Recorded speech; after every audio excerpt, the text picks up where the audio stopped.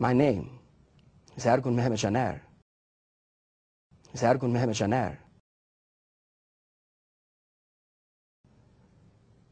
I came to this country to be, for lack of a better term, a missionary to you. My father was a muazzin in the mosque, and he was an architect, and so we came to America to build mosques here.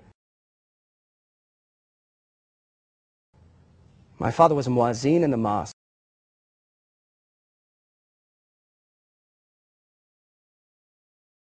Father was a muazzin in the mosque. I have never worn my laundry on my head. It's called a geffia. No, I never did drive a taxi.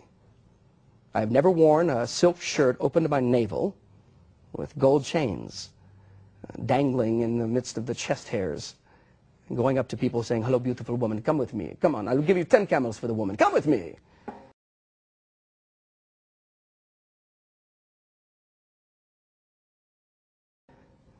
I was a devout Muslim.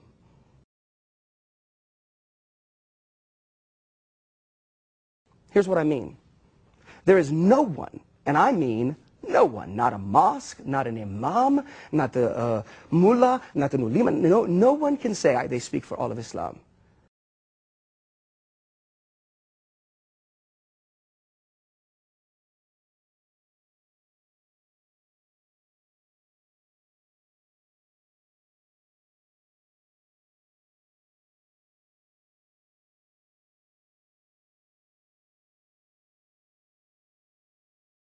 Not the ulema, no.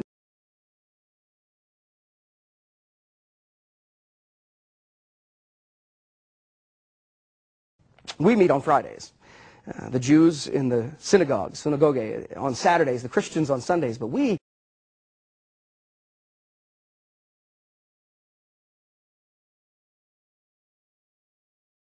synagogue on Saturdays, the Christians on Sundays, but we Jumu'ah prayer. That's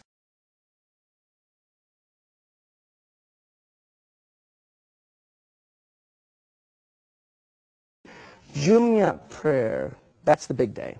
We go to the masjid, that's the mosque. We go to the Islamic center if it doesn't have one. And we begin our prayer, Bismillah ar-Rahman ar-Rahim, wa hamdu ar-Rahman ar-Rahim. Bismillah ar-Rahman ar-Rahim, wa hamdu ar-Rahman ar-Rahim. You see us putting our foreheads to the ground? Bismillah ar-Rahman ar-Rahim. الحمد لله رب العالمين الرحمن الرحيم مالك يوم الدين.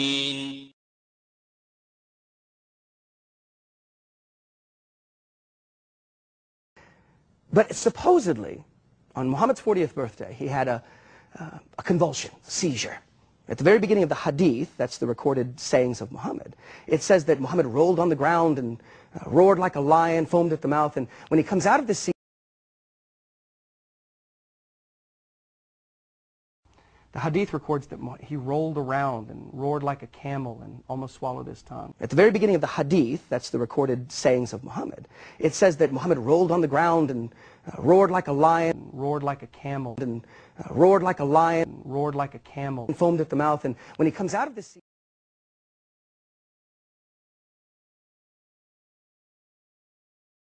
we are invested in what is called shahada. That's the creed, the kalima. It is the first pillar of Islam. There is no God but Allah, and Muhammad is his final prophet. Everything else after that, salat, zakat, swan, prayer, fasting, almsgiving,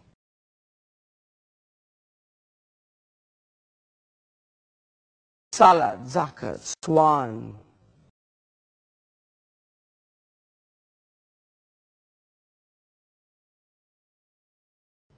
you have giving of 1/40 of your income, 2.5%, which sounds good to some of us. It's a whole lot less than we have to give in our churches, which sounds good to some of us. It's a whole lot less than we have to give in our churches.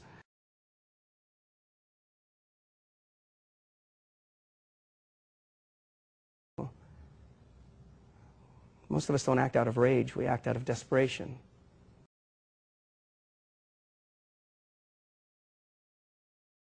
Our culture, our foods, we live and die by these rules that dictate to us. Halal and haram, the dietary restrictions. I lived this devoutly.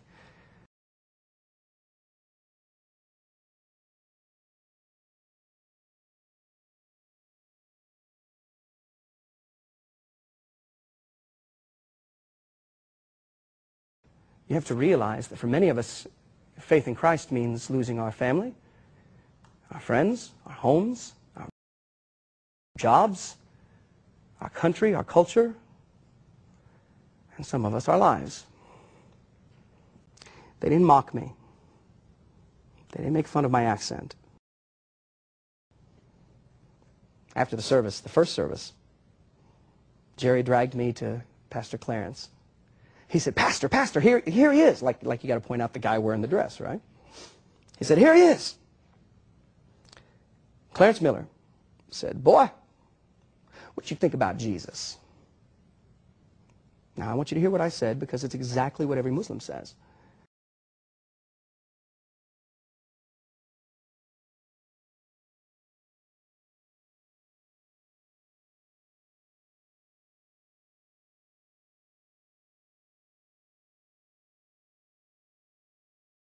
Jesus, that's why they picked up stones to stone him.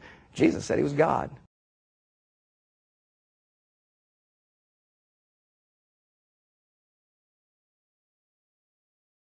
You don't have to keep trying to atone.